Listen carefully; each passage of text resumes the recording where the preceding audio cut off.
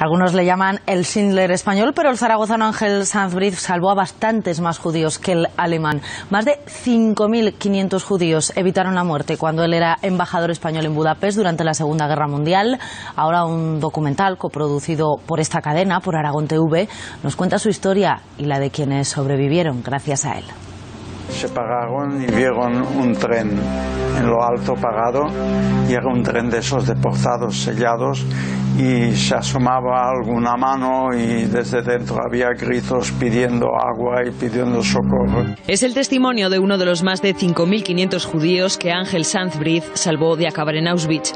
Les hizo pasaportes españoles alegando que tenían orígenes sefardíes. Él era testigo de todas las crueldades que se estaban cometiendo a lo largo de estos meses en Budapest, donde residía, y él decide tomar una iniciativa personal por medio de una serie de documentos con el único objetivo de salvar a estas personas del exterminio que estaba ocurriendo y que se sospechaba en un principio y que luego posteriormente se confirmó que estaba ocurriendo en Auschwitz. Muchos de los que figuran en estas listas del embajador zaragozano ya han fallecido, a los que no podemos escucharlos en este documental, tras el que hay una extraordinaria labor de documentación.